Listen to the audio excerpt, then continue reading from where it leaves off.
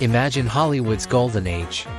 The silver screen flickers with faces that define glamour, elegance, and pure star power. And right there, among the brightest, is Hedy Lamarr. With her striking dark hair, mesmerizing eyes, and an aura of sophisticated mystery, she was billed as the most beautiful woman in the world. Audiences were captivated. She was the exotic European enchantress in films like Algiers, the biblical temptress in Samson and Delilah. Every frame she was in radiated a kind of effortless perfection. But what if I told you that behind that flawless face, behind a carefully crafted studio image, was a mind so brilliant, so forward-thinking, that its creations are powering the very device you're watching this on right now? This isn't a Hollywood script. It's the incredible, almost unbelievable, true story of Hedy Lamarr, the movie star who invented the technology that led to Wi-Fi. To truly understand Hedy, we need to go back to her beginnings, long before Hollywood came calling. She was born Hedwig Eva Maria Kiesler in 1914, in Vienna, Austria, the only child of a prosperous Jewish family. Her father, a bank director, was a man of immense curiosity. He would take young Hedy on long walks through the city, explaining the inner workings of everything they saw, from streetcars to printing presses. He nurtured her inquisitive mind, teaching her to look at the world not just for its beauty, but for the mechanics and science that made it all tick. He sparked a flame of intellectual curiosity that would never be extinguished. From a young age, Hedy was a tinkerer. She would take apart her music box and put it back together, just to understand how it worked. She was fascinated by technology and innovation. While other girls her age were playing with dolls, Hedy was dreaming of inventions. But at the same time, her breathtaking beauty was impossible to ignore. It was this beauty that first opened the doors to the world of acting, a path that seemed destined to overshadow her brilliant mind. Her early film career in Europe was marked by controversy, but it was her intelligence and will that truly defined her. In a move that sounds like a spy thriller, she escaped a controlling marriage to an Austrian arms manufacturer who was selling weapons to the Nazi regime. During this time, she was forced to host lavish dinners with high-ranking Nazi officials. But Hedy wasn't just a silent observer. She was listening. She was absorbing every detail about advanced weaponry, military technology, and the problems they were facing. It was a terrifying education, but one that would later prove invaluable. With little more than her jewels sewn into the lining of her coat, she made a daring escape to London. It was there, in a twist of fate, that she met Louis B. Mayer, the head of the legendary MGM studio. He saw her star potential instantly, gave her the new name Hedy Lamarr, and brought her to Hollywood. She arrived in a flurry of publicity, instantly becoming one of the most talked about actresses of her time. On the surface, she was living the Hollywood dream. Glamorous parties, designer gowns, and her face on the cover of every magazine. But beneath it all, Hedy was bored. She felt intellectually stifled. The roles she was given, often playing a beautiful, exotic woman with very little to say, felt like a cage. Her mind, the mind that her father had so carefully nurtured, was restless. As she famously said, "Any girl can be glamorous. All you have to do is stand still and look stupid." But Hedy couldn't stand still, and she was anything but stupid. Her home wasn't just a movie star's mansion, it was an inventor's workshop. She had a drafting table set up, and in her spare time, between takes on set and glamorous photo shoots, she would work on her inventions. She designed everything from an improved traffic stoplight to a tablet that would dissolve in water to create a carbonated drink. Most of her ideas never took off, but they show a mind constantly working, constantly trying to solve problems. Then, World War II engulfed the globe. Hedy, having witnessed the horrors of the Nazi regime firsthand, was desperate to contribute to the Allied war effort. She knew her celebrity could be used to sell war bonds, and she did so enthusiastically. But she felt she could do more.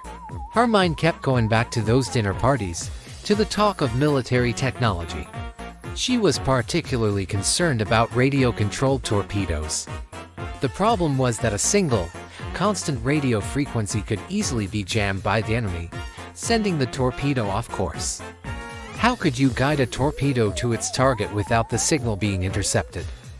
This is where her story takes another cinematic turn.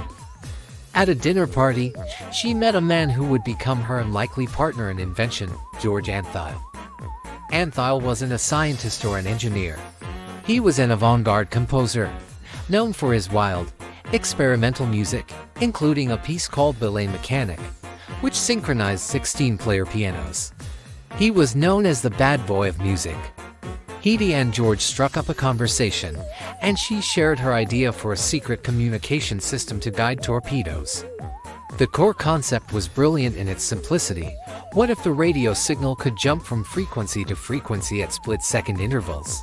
If both the transmitter and the receiver could hop together in a prearranged, synchronized pattern, the signal would be impossible for an enemy to track or jam. It was a revolutionary idea, but how could they make it work? This is where Antheil's strange expertise came into play. He suggested using a mechanism similar to the paper rolls that controlled his player pianos. A small, perforated paper roll, one in the transmitter and an identical one in the receiver, could synchronize the frequency changes across 88 different frequencies, the same number of keys on a piano. Together, the movie star and the composer spent months developing their secret communication system. They filled notebooks with diagrams and calculations, perfecting their invention. In 1942, they were granted a patent for their frequency-hopping spread spectrum technology. They immediately offered their patent, free of charge, to the US Navy.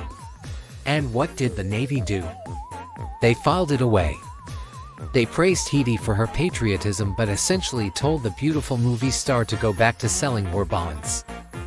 The technology was too complex, too far ahead of its time. The idea of putting a player piano inside a torpedo seemed ridiculous to them. They couldn't see past her glamorous image to the genius inventor standing before them. The patent eventually expired, and Hedy and George never earned a single cent from their groundbreaking work. For decades, their invention was forgotten, a footnote in the history of the war. Hedy's Hollywood career continued, but the frustration of being underestimated never left her. Her personal life was tumultuous, and as she aged, Hollywood, with its cruel obsession with youth and beauty, turned its back on her. She became a recluse, the once celebrated star living in quiet obscurity. The world remembered Hedy Lamarr the actress, but Hedy Lamarr the inventor had been completely erased. But a truly great idea can't stay hidden forever. In the late 1950s, long after Hedy's patent had expired, engineers at Sylvania dusted off the concept of frequency hopping. With the advent of transistors and digital technology, they could finally implement her idea electronically. It was first used on naval ships during the Cuban Missile Crisis in 1962. From there, its applications exploded. The principles of spread spectrum technology, the very same ones Hedy and George pioneered, became the foundational building blocks for countless modern wireless technologies. It's in the GPS that guides your car. It's in the Bluetooth that connects your headphones to your phone. And most famously, it's the basis for the Wi-Fi that connects you to the internet right now. Every time you send a text, stream a video, or connect to a wireless network, you are using a direct descendant of the idea born from the mind of a Hollywood movie star and an avant-garde composer. It wasn't until the 1990s, late in Hedy's life, that the world finally started to give her the credit she deserved. The tech community rediscovered her patent, and she was honored with numerous awards for her contribution to science. When she was told she was receiving an award from the Electronic Frontier Foundation, her response, over the phone from her reclusive home in Florida, was classic Hedy. Well, it's about time. Hedy Lamarr's story is a powerful reminder to never judge a book by its cover. The world saw a beautiful face, but behind it was a mind that reshaped our world. She was a woman who was simultaneously a product of her time and decades ahead of it. She defied every stereotype, proving that glamour and genius are not mutually exclusive. So the next time you log onto Wi-Fi, take a moment to think of Hedy Lamarr. Remember the brilliant, restless, and underestimated woman who refused to just stand still and look stupid. Her greatest role wasn't on the silver screen, it was as a hidden architect of our modern, connected world. Thank you so much for watching. If you found this story as inspiring as I did, please hit that like button, subscribe for more incredible stories, and share this video to help us celebrate the hidden figures of history. See you in the next one.